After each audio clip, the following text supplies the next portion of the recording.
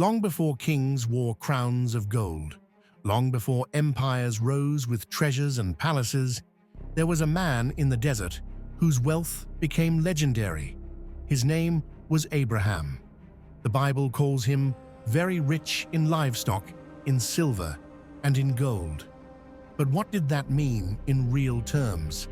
And if we measured Abraham's fortune in today's money, how wealthy would he truly be? Today we'll explore Abraham's extraordinary journey, from leaving his homeland with nothing but faith to becoming one of the wealthiest men of his time. Along the way, we'll break down his fortune, compare it to modern standards, and uncover timeless lessons about wealth, faith, and legacy.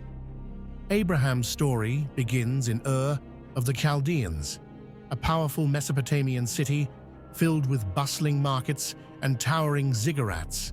Here, wealth was measured in land, trade, and idols of stone. But God called Abraham to leave it all behind, his homeland, his relatives, and the comfort of city life, and journey toward a land he had never seen. It was a journey of faith, not riches. And yet, as Abraham obeyed, his wealth began to grow. His flocks multiplied, his servants increased. Silver and gold filled his tents.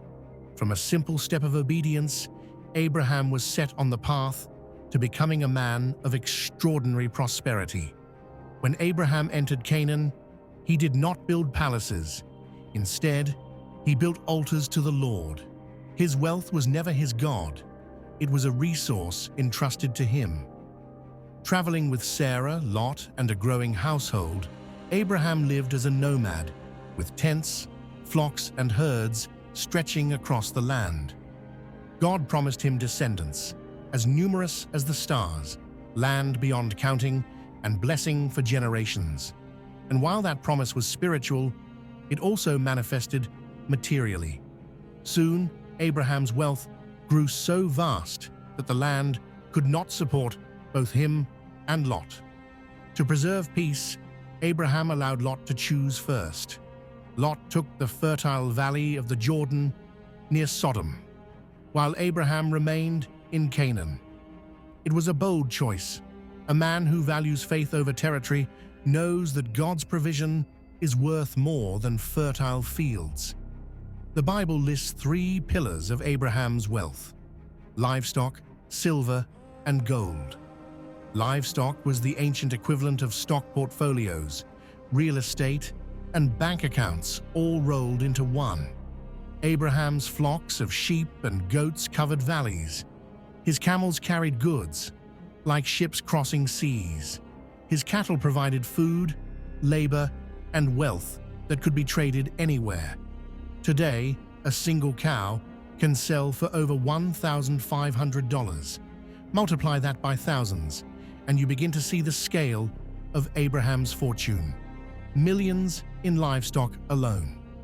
This nomadic empire of tents, shepherds, and animals was mobile, self-sustaining, and far larger than most city treasuries. Abraham didn't just own animals, he owned the economic engine of his age. Beyond livestock, Abraham was also wealthy in silver and gold. Ancient currency was weighed, not counted, and Abraham's transactions reveal staggering sums. For instance, he purchased the cave of Machpelah for 400 shekels of silver.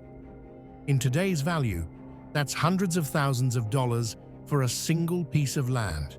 Now imagine the reserves of silver and gold he had if he could pay such a price without hesitation. His household operated with resources that rivaled kings. When he traveled, his wealth was visible: ornate jars, rugs, jewelry, and treasures that marked him as a man of means. But unlike many rich men of his time, Abraham did not hoard his wealth. He practiced generosity. When Melchizedek, the priest king of Salem, blessed him, Abraham gave him a tithe, a tenth of all he had gained from battle. Abraham's household was another marker of his wealth. Genesis tells us he armed 318 trained servants born in his house. These weren't just workers. They were a private army, loyal and disciplined. Supporting such a community required immense resources. Picture it: hundreds of tents, families, livestock, provisions. Abraham wasn't just a man with flocks. He was a patriarch, presiding over a nation in miniature. His camp was a city without walls, moving through the wilderness with all the order of a kingdom. And yet, even with this wealth, Abraham remained a servant of God. When the king of Sodom offered him riches, Abraham refused, saying, "I will accept nothing belonging to you, so that you will never be able to say, 'I made Abram rich.'" His integrity was worth more than treasure. Abraham's wealth gave him influence beyond money. When Lot was taken captive in war, Abraham didn't need to appeal to kings. He mobilized his own servants, pursued the raiders, and won. His resources were not just for luxury. They were tools for justice, rescue, and righteousness. Wealth, in Abraham's hands, became power with purpose. It gave him the ability to protect family, bless nations, and honor God.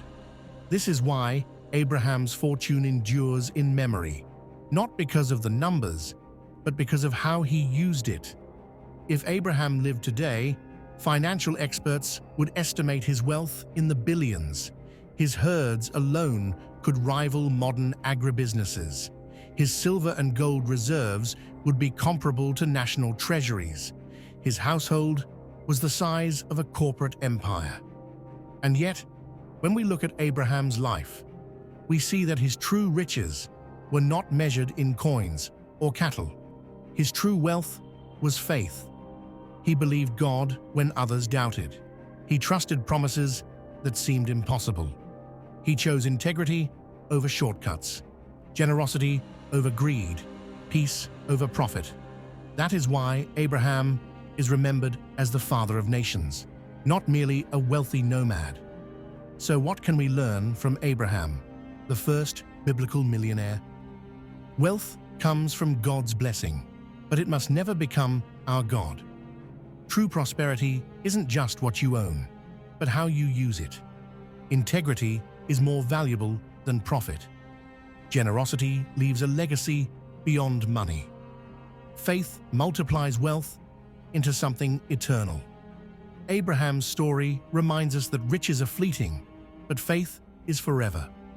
You can be wealthy and faithful, powerful and humble, rich in the world's eyes, yet richer still in God's promises.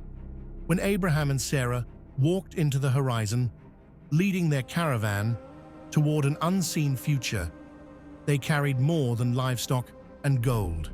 They carried a covenant, a promise, a legacy of faith that outshines every treasure.